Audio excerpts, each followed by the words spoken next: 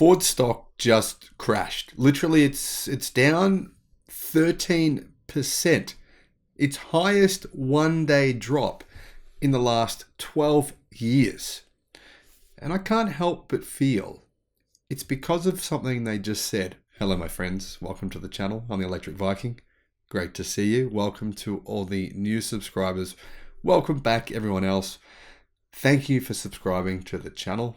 Because I personally do feel like by subscribing to channels like this and other ones that are similar to this, you're supporting having a better planet, just having a cleaner air to breathe, having better products to buy and own and operate and use, and that will last you longer as well, and also to encouraging governments to get behind this, to get behind renewable energy, to get behind having a planet that isn't gonna turn into a fireball within the next 100 years.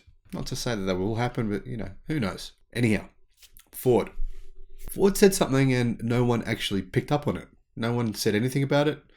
I've looked on YouTube. I didn't find anything. No one even batted an eyelid. In fact, the media didn't say a lot. But I think investors did notice. Now, for one, when I first read this, I went, what? What are they talking about?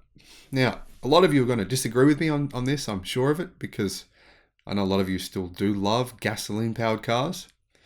I still have a little bit of a thing for them. But that said, you know what? Gasoline-powered cars, you drive it out of the dealership, feels nice, sounds good. Doesn't take long before it doesn't sound so good, right? 100,000 kilometers, right? How does it sound then? 200,000? How does it sound then? 300,000? How does it sound then? Now, here's an example, right? There's a Model 3 owner that just mentioned he's done 520,000 kilometers in his car. He says it drives pretty much the same as when he bought it. Tell me, how many people have bought a gasoline engine and had that experience? Now, he had battery degradation of I think it was about 5%. 5%. That's ridiculous. That is amazing. That means his car is basically what it was when he bought it. But the problem here is Ford are saying that, yeah, we want to increase our electric car sales, but we're also going to increase our internal combustion engine vehicle sales. Now, Ford came out.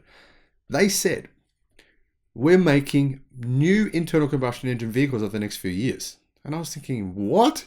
Are you kidding me? You said you're all in on the electric revolution. You're all in on electrifying your range. And all of a sudden, Ford is saying, no, we're going to pour more money into internal combustion engine vehicles. That's literally what they said. And frankly, I can't believe it. I'm shocked. I'm genuinely surprised. I mean, Ford is saying we're going to struggle to survive competing against our very, very tough rivals over the next decade. I mean, Jim Farley has made no secret of the fact that Tesla makes these significant profits selling EVs and they don't make any. This is no secret. I mean, even if you're the most hardcore Ford fan in the world, you know that is a fact because Jim Farley said it. So the fact that he's saying we're going to take precious money away from trying to reduce our electric vehicle costs. I mean, they could be doing what Tesla's doing, really pouring that money into R&D rather than spending it on marketing. I mean, Tesla spends, $0 per car in marketing, Ford 500. Rather than doing that, which is what I personally want to see. I want to see F-150 electric vehicles coming to Australia, where they would be so insanely popular. They'd probably be maybe could be the number one selling car here in Australia.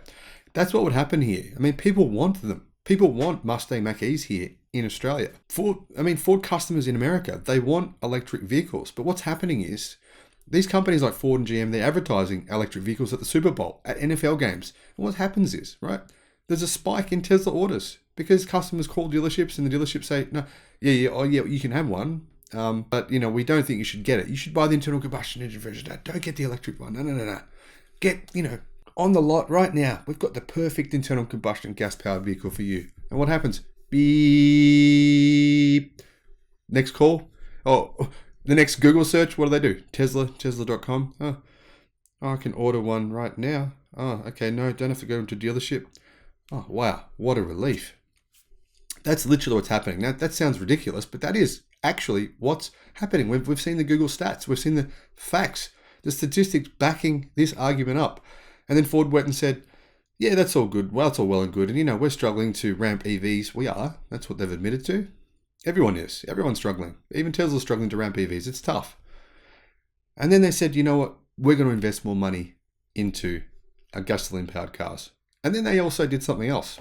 They issued a profit warning. And they issued their preliminary third quarter results. Released late on Monday, these results sent shares of rival General Motors down 6% and Ford stock down nearly 13%. Now here's what a Deutsche Bank analyst said. It appears that across the industry, chip and component shortages may be improving at a slower pace than anticipated. It's just chips. It's just chips. Just blame the chips.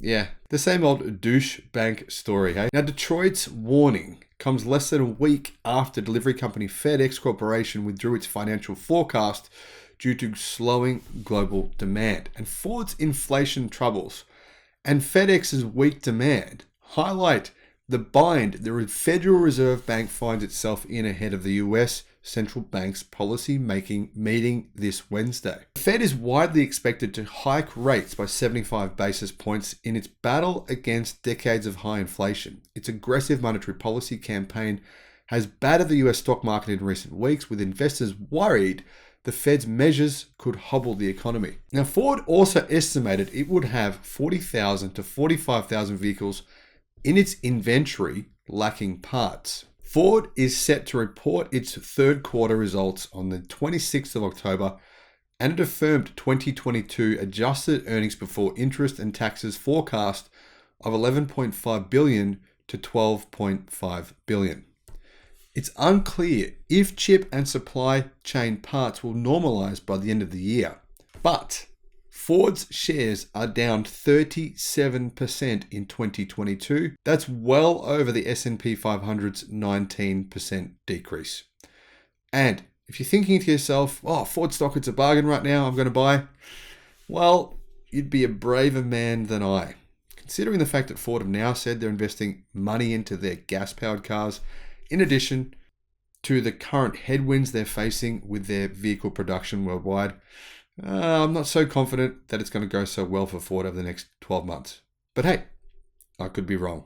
Let me know what you think in the comments section below. Thank you for watching. Have a great day. Bye-bye.